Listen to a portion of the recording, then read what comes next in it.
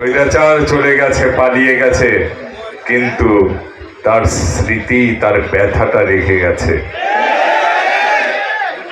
এর সাথে বাংলাদেশের সম্পর্ক স্বামী এবং স্ত্রীর সম্পর্ক। তাহলে স্ত্রী যদি স্বামীর কাছে যায়, খারাপ থাকার তো কথা না। ভালোই আছে মনে হয়, খাওয়া দাওয়া ভালোই পাচ্ছে। ওনার নামও শেখ মুজিবুর রহমান।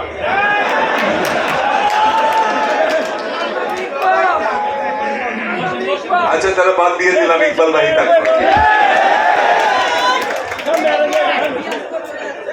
সেরকম টানাটানি ওনাকে নিয়ে আবার করেন না।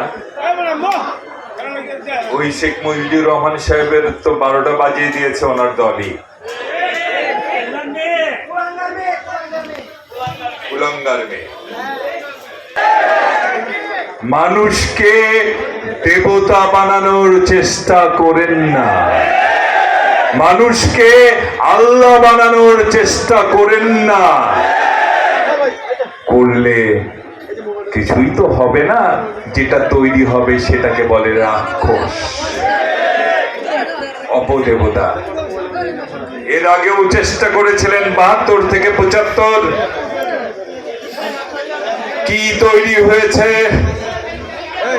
আপনাদের নেতাকে নিয়ে এটা সেটা কি যে করলেন আপনারা দেশব্যাপী। তারপর আউটপুট কি, রেজাল্ট কি, কি তৈরি হলো?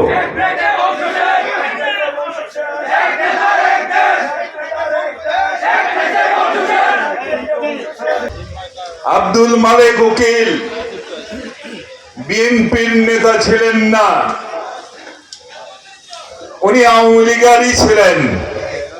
ওনার নেতার মৃত্যুর পর যখন ওনাকে জিজ্ঞাসা করা হলো আপনার প্রতিক্রিয়া কি, উনি বলেছিলেন জাতি আজ ফেরাউনের হাত থেকে মুক্তি পেয়েছে। সুতরাং মানুষকে নিয়ে বেশি টানাটানি করলে মানুষ আর মানুষ থাকে না, ফেরাউনে পরিণত। জানেন কিনা জানি না, আপনাদের খেয়াল আছে কিনা, তখন একটি পরীক্ষা হলে একটি প্রশ্ন আসলো।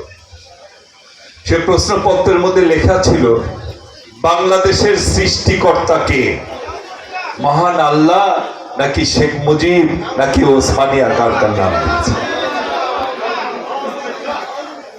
যে ছাত্র বা ছাত্রী লিখেছে বাংলাদেশের সৃষ্টিকর্তা মহান আল্লাহ, তাকে 0 দেওয়া হয়েছে।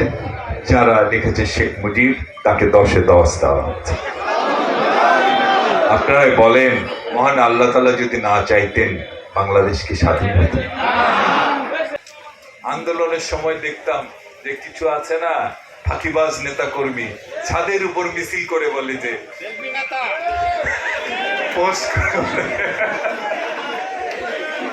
সবার বিএনপি, যারা বিএনপি করতে চায়, যারা ভালো মানুষ, যারা জিয়া রহমানকে ভালোবাসে, যারা বেগম খালেদা জিয়াকে ভালোবাসে, যারা জনাব তারেক রহমানের নেতৃত্বে যারা আশাবাদী হয়ে উঠেছে, তাদের সবাইকে দলে যার যার যোগ্য জায়গায় আমাদের বসাতে হবে। ওই শেখ হাসিনার মতো হলে হবে না, জিয়াউর রহমানের মতো হতে হবে। কেন বললাম? ওই শেখ হাসিনা যেমন কাউকেই রাজনীতি করতে দেয় নাই, শেখ হাসিনা কাউকেই রাজনীতি করতে দেয় নাই। আর জিয়াউর রহমান সবাইকে ডেকে ডেকে নিয়ে এসে রাজনীতি করিয়েছেন। হাসিনাও দেশে ছিলেন না, উনি ওনার স্বামীর সাথে ছিলেন। জিয়াউর রহমান তাকে ডেকে নিয়ে এসে বাংলাদেশে রাজনীতি করার সুযোগ করে দিয়েছিলেন। যদি না দিতেন প্রধানমন্ত্রী আরো হওয়া লাগতো না, অবৈধ প্রধানমন্ত্রী হইতে পারতেন না। ওয়াজেদ সাহেবের কিচেনে পেঁয়াজ মরিচ কাটতে হতো।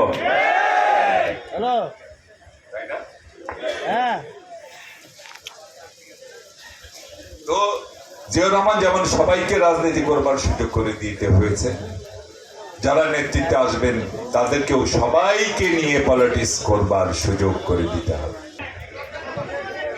জান্নাতের টিকিট কত করে বিক্রি করতেছে একটু খোঁজ খবর নেন না দেখি। চান্স টান্স পাওয়া যায় নাকি?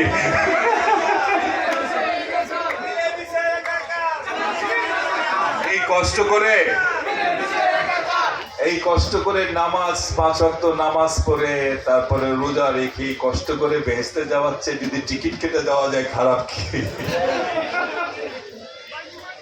ছি ছি ছি ছি। এইসব ছাড়েন, ধর্ম নিয়ে রাজনীতি ছাড়েন। ধর্ম ব্যবসা করতে চান, ওই বিলে তো আগে থেকেই অনেক বক আছে। ওই যে একজন পীর সাহেব আছেন, কি নাম, জন্যে মাঠে নেমেছে, টিকিট বিক্রি করছে।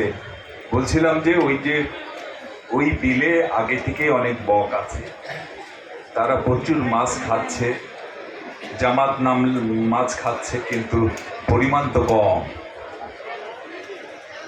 খুব একটা সুবিধা হবে বলে তো মনে হয় না। সামনে নির্বাচন,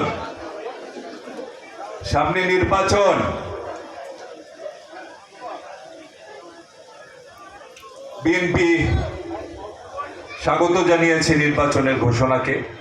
নির্বাচন হবে, বিএনপিও স্বাভাবিকভাবেই সেই নির্বাচনে অংশগ্রহণ করবে। কিন্তু কেউ কেউ বিএনপির নির্বাচনে গেলে জিতে যাবে এই আশঙ্কায় নির্বাচন নিয়ে নানা রকম প্রশ্ন তুলছে।